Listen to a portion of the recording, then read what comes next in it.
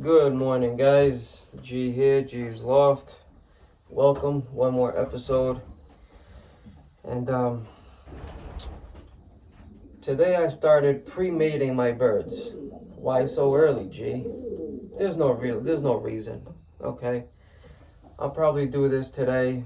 Maybe in another 2 weeks I'll put them together again. Just so they can slowly. These are all different males, different hens. Okay, so I don't like to do it 2 weeks or a week before breeding season because it's already a lot of stress when breeding season starts. The birds don't eat right, the hens are being chased, everything is different. Okay, so if I can speed up the process of pre-mating, and I'll do it with these guys too. I'll grab these guys, I'll put some over there, I'll grab some hens, I'll put them over here, and they will pre-mate. Okay, and I'll have everything when everybody's good and settled and I know that they're a mated pair.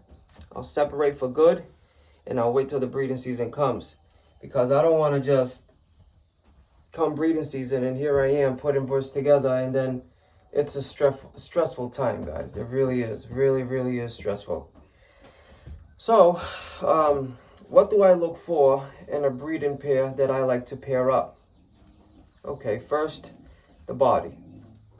Nice body. One pintail. Okay, why is that? Well, I like to, I observe a lot of stuff, just like everybody else. When you guys have pigeons, you guys observe. That's our job, is to observe the pigeons, to learn, to see what we have, to understand. Okay, so if a bird has a one pintail, nice straight tail, and it's not doing this when you're holding it and it's trying to get out. So if it's doing this, I believe when the bird is flying, the toes are dangling, just like that. And what does that do to a pigeon? Slow a pigeon down. He can't fly for long, okay? That pigeon will always be late coming to your loft in race day. Now, a pigeon that has a straight tail, a strong back, and the tail just slants down a little bit, it tucks his feet and it's gone. Non-stop gone. If you notice in the young bird season, you'll see your birds that stay behind a little bit. No, pay attention to them. You'll see that the foot's hanging down. It's not flying like it's supposed to. Aerodynamic. It's all over the place. Again, not saying that the bird isn't good, because pigeons that tend to stay back from the faster group, those pigeons seems to be better in the long distance, in harder races. Okay, that I noticed myself. Just gotta pay attention. Again, it's common sense. It's nothing difficult. Pigeon racing, we make this pigeon racing game harder than what it's supposed to be, guys. It's simple. It's for us, enjoyment, hobby, love the sport, have fun, fellowshipping, grabbing coffee with the guys, grabbing lunch with the guys, talking about birds. But no, it's the opposite. People gossip about you, they're talking you down. Oh, look at him, he doesn't know what to do. Everybody makes the sport worse than what it is. It looks like it's a soap opera. And it shouldn't be that way. It should be where a place we go to the pigeon club and you're looking forward to go to that pigeon club on shipping night, talking to the guys and, picking up some new ideas, and it's just a good time. I try to stay away from all that crap. I really do, because there is. And I've seen it, and they do talk. But block it out. In here, out there, don't care. That's not why I do the pigeon sport. Okay, so what do I look for? Like I said, the body, the feather has to be straight. Okay. Another thing I'm going to show you guys here. You see on the tail, come on, excuse me, guys. Let me put this wing down. You see one side of the tail is bigger than the other. This side is smaller, this side is bigger. I try to pair up the opposite sex. Every time. Why do I do it? It's theories. I want to see if it proves the theory. A lot of people say it works. But now you can't just come buy some birds and be like, all right, I'm going to put this together if you don't even know about the birds. The birds have to be, the family has to have been proven. Okay? You got to have proven families that really do the work. Everybody, we all think we have the right families. Believe me. We all do. We all do. And a lot of people don't bring in new blood into their families thinking it's going to screw it up. I like to bring something in every 2 years, every year, every 3 years. Something. A hen and a cock. Put it with my best hen and cock. Try it again next year with another pair. And the third. I like to give it 3 years. If they breed 6 youngster first year and 5 disappear and 1 stays, he does okay. Next year, they all disappear, 1 or 2 stays, does so and so. Following year, they all you gotta go. You have to go.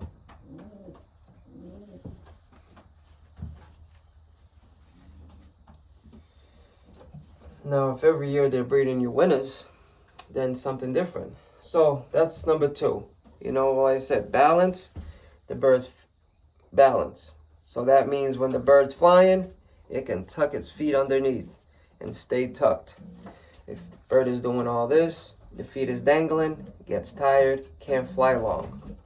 It draws back. That's proof. That's really true.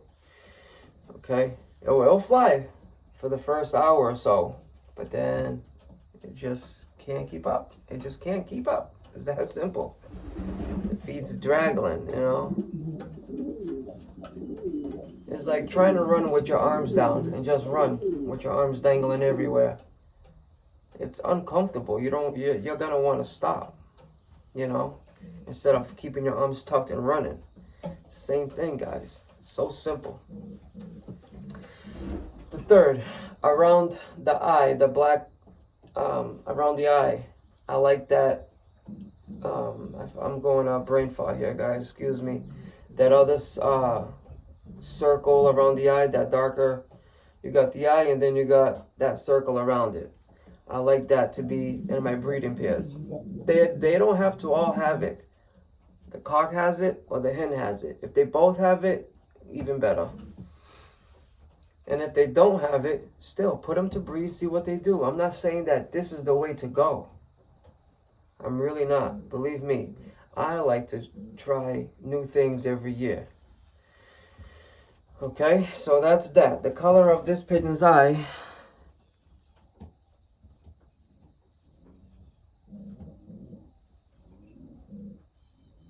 Okay.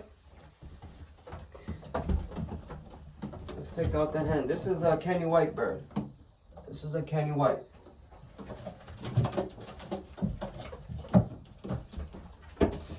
He was in a little molt. He's finishing up his molt. She finished up her molt. Beauty. This is a Alex Beach hen. You see how the head has a little slant to it, aerodynamic. She has a pearl eye. Okay. Notice that her bars, see how it comes all the way down? That's character. That's sign of good pigeon. I think so. Thick bars. You like the bird to had thick bars. Most blue bars end right here. She has another 1/2 inch that she goes down to. On this side, the same thing. Okay. This little hen, oh my God, it's just like slips right through your hand, you know.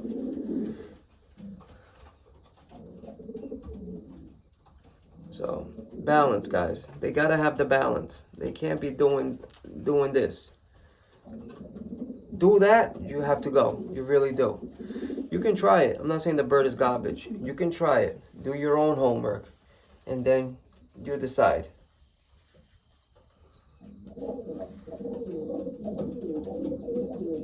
See the tail?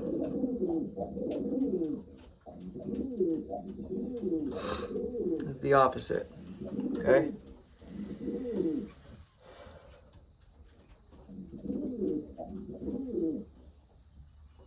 Nice vented flights.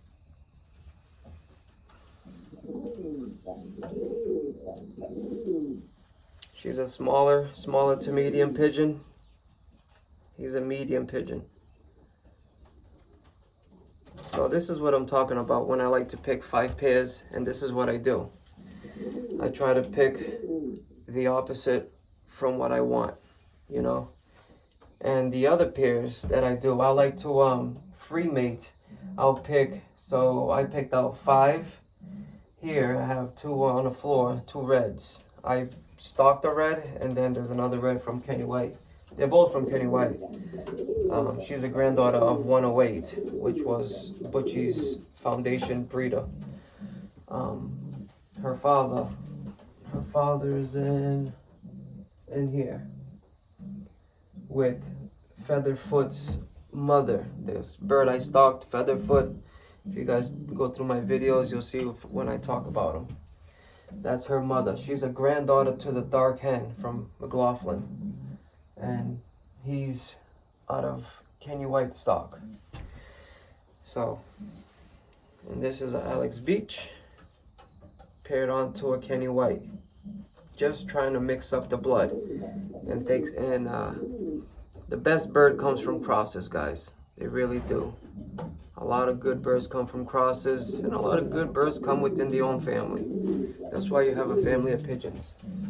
In the top here, we have McLaughlin and Kenny White. The Kenny White's bird, the father is a double combine winner, and the mother is a fraternity raised red band winner. I believe it won $6,000, the mother.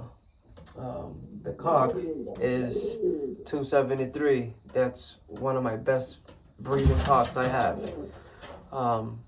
He is a full uncle to Frank McLaughlin, this year's Old Bird Series, the double combine winner. I believe it was the 400 and the 500 mile, back to back. And he's an uncle to the second best bird that won the 500 miles the following week, not the combine, but the club. Featherfoot is related to those birds as well. So I have that pair. She's a small hen. He's a bigger cock. And then I got the Featherfoot with 108. And then I have the daughter to the freak, and which is Frank's, and the son of the egg, which is Kenny White's, one of Kenny White's best breeder, foundation breeder. So I got Kenny White's son of the egg and Frank McLaughlin's daughter to the freak. Both excellent pigeons, excellent foundation breeders, excellent racers, excellent in every way. Okay. And then I have the Alex Beach with a Kenny White cock on the bottom, which is a good family, this bird. So all these were handpicked by me. And then I got a pair of reds, really nice pair of reds. And this is what I like to do. I like to pair up. I put my birds together on Thanksgiving week.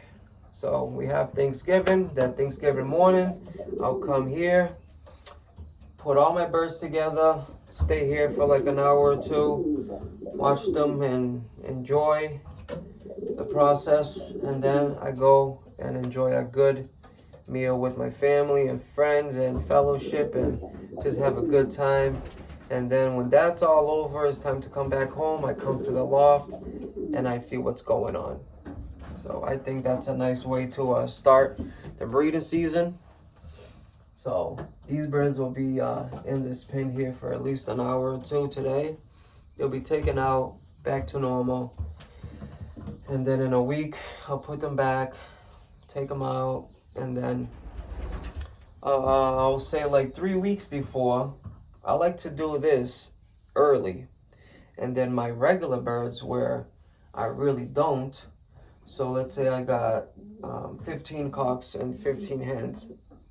Okay, I'm gonna take a few cocks and put it over there on that side, and I'll leave some on this side. So now I'm gonna rotate the hens. Whoever was breeding with this cock now is gonna breed with another cock on that side, so they don't see each other. You following me? So that way they free mate or with a different cock they pick, and the cocks free mate with a different hen, whoever they may pick. So that's how I do it over here. Hope you guys have learned something in what I like to pick for specifics and pairing, and put the theory to test, guys. That's all we can do. And if it works, stick with it. Don't change something that works. Remember that. This is G's Loft. Thank you. Subscribe to the channel if you haven't. Whoever has, thank you very much. I appreciate it. Thumbs up, share the comments, like the comments. Just help out the channel, guys. I appreciate it. Number one. Bye-bye.